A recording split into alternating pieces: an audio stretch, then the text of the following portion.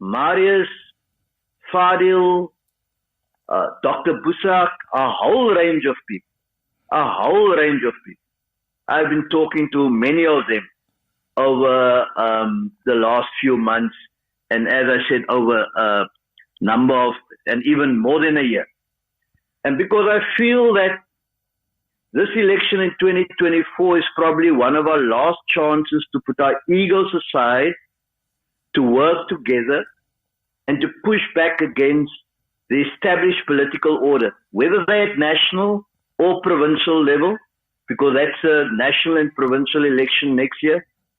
And we need to say, enough is enough.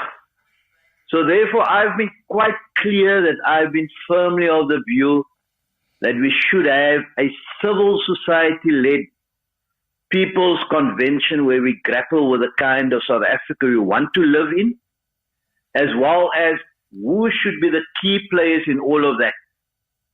And I argue quite strongly, Roscoe, that we need to move away from personality politics, because it is my contention that that is the key to most of our problems. So once again, you're falling into that trap that you are focusing about the personalities. It is not about who is the leader or who's going to be the leader, but it's about what is the kind of contribution that they're going to make. So we need to move away from the demographic bean counting, I call it, and have a meritocracy approach and focus on getting the most competent, the most energetic, and the wisest people into public office. Are you contesting? I don't care whether they are. Are you contesting the elections in 2024? And if so, under what banner? No. You see, it is broader than contesting elections or not. I can say quite clearly, but I just want to make this point before I answer you there. I don't care whether people are pink, blue, yellow, grey, or whatever. As long as they can get the job done, they are not corrupt, and they make the poor and the middle class their focus. That is my interest. So having said all of that, the South Africa First Forum will not contest elections under its own name next year, but we will continue to be a bulwark against unaccountable officialdom, whether they're national or provincial government. So that is what I've been doing. I've been exhorting civil society entities, smaller parties, and credible individuals to work together next year.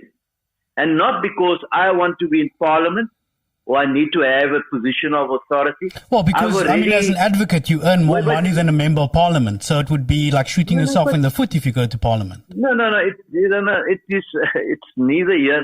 That's not even the reason. But I've got no interest to be in parliament. But I've got an interest to be a catalyst to get others to see the bigger picture. And that bigger picture is simply this. By working together, we can achieve so much more to fundamentally change our people's lives for the better and show the established political parties the door. Because guess what? One of our people has done some research and she found that there's over 240,000 civil society entities registered. Imagine each one of those entities.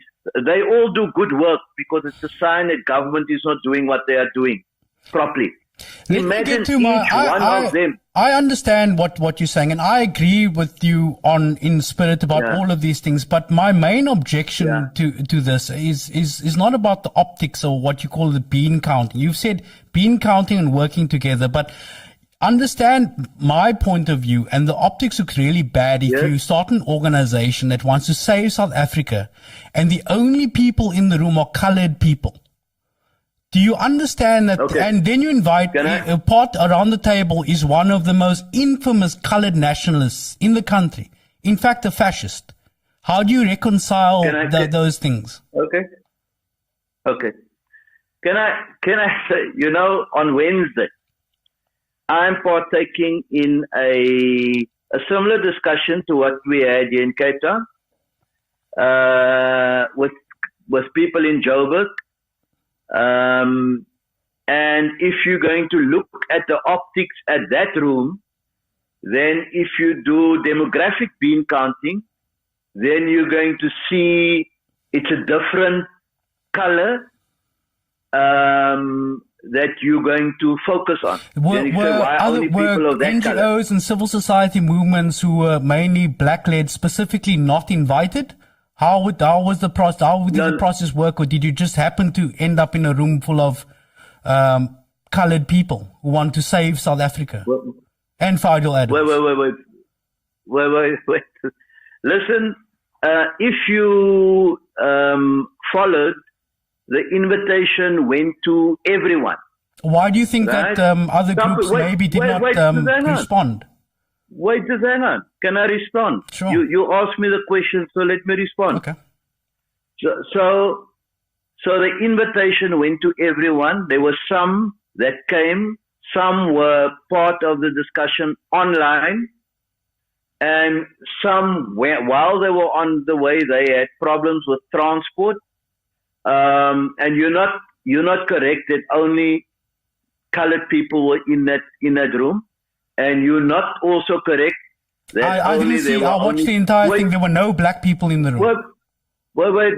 Then go watch it again. That's what I'm inviting you to watch it again. Okay. Well, give me the sort of more or less harmony. Wait, just hang on. Then you said there were only 2 women in that room. Yes, and you corrected there were only me. 2 Yeah, women. there were 8. There were 8 out of There how were many? 8. Yes. There were 8. Yes. You said no. There were at least not enough, but there were 3 young people, right? So, and the issue is this: there are discussions. There are numerous discussions like these happening all over the show. There are faith-based entities having discussions. There are people having discussions in Johannesburg. Do you understand that black people might not feel welcome to come into a room with a fascist like Fadiel Adams, who is a colored nationalist? Listen, let me tell you. Fadiel Adams and myself, he knows I totally disagree with his position. I said, listen. Specifically, where do you find yourself parting ways with Fadiel? Is it the violence, the incitement, or the fascism? I part ways with Fadiel's position. I don't agree in having a fascist approach. So I disagree with him, right? If you say he's got a fascist approach, but Fadiel has got a constituency that he talks to, right? My argument to him is you can achieve the same for that constituency if you have a different approach. But we disagree. That's fine. But the issue is this: he's a small party. If they agree with the objectives, with the code of conduct, with all of the with the offering, etc., why would we want to exclude people, right? So. But you've excluded black people. It's on record. Eh? By omission or commission, you've excluded black people. Say who? By omission or commission, you've excluded black people. I have not. I fundamentally and vehemently disagree with you. I fundamentally disagree with you. My track record will speak for itself. Let me not give you an example. You can go and do your own research because you guys are good in your research. Then you can come and say, Rod, you are fundamentally anti-black people. I'm not saying that you are an anti-black person. I'm not saying that you are fascist. I'm saying that you are associating with people. No. Listen, then you engage Fadiel Adams about that. But he's part of the collective. Adams about. So Right? he's part of that collective, so you are taking on that baggage into your organization or your forum. Wait, a second. We are just talking to him, we're talking to a number of people, etc. Fadiel might ultimately decide not to operate under this collective banner. Because the intention is ultimately that we need to work towards a people's convention to deal with all of these things, right? And it must be civil society led.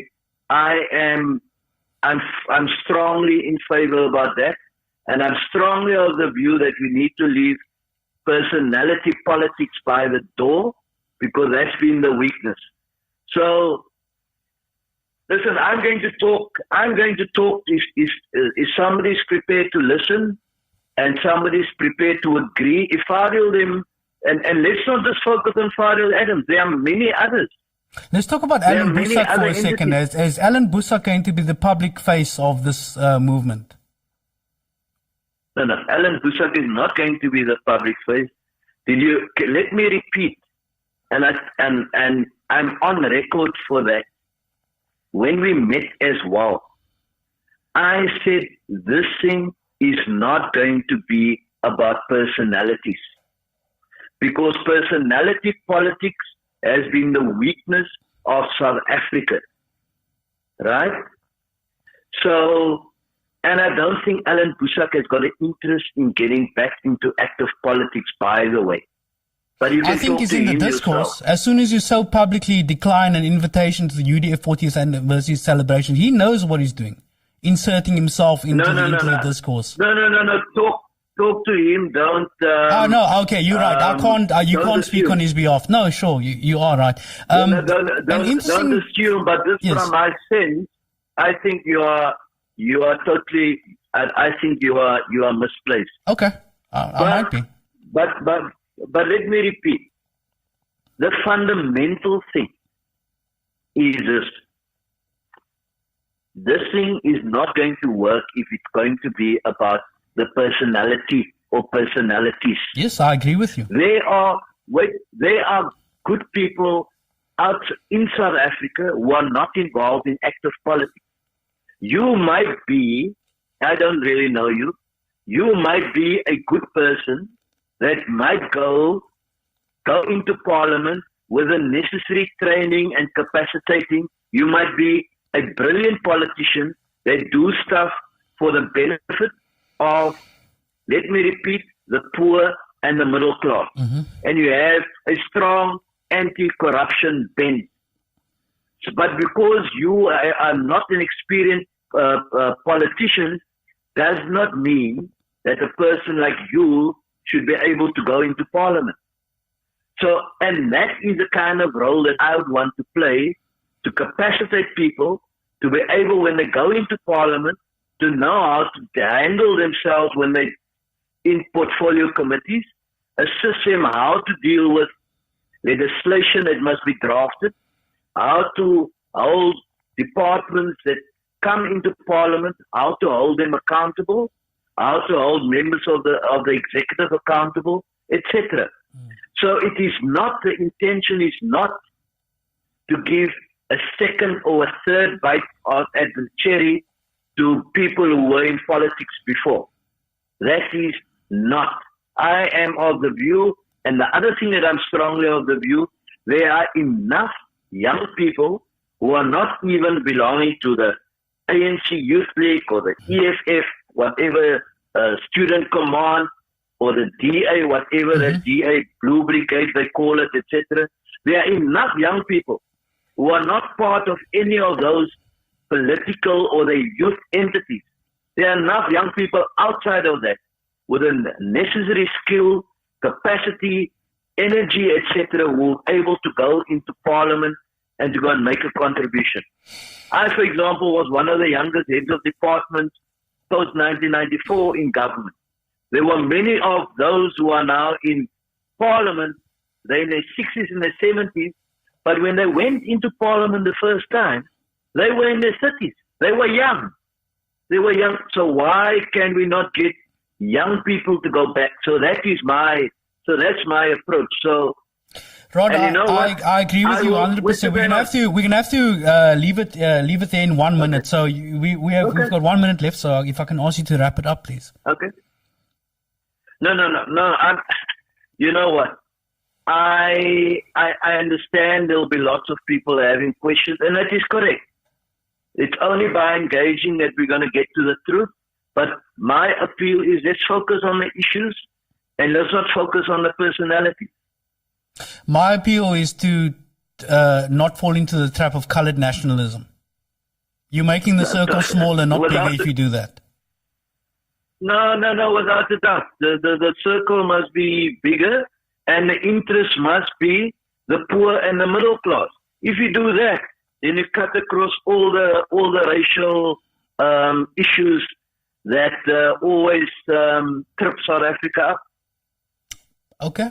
Rod, let's leave it there. Thank you. Come on, you Spurs. And we'll chat soon. Okay. All the best. Pleasure. Cheers. Bye. That was Rod Solomon. SA First Forum. Marius Fransman, Alan Boesak, Fadiel Adams. You heard it here, folks.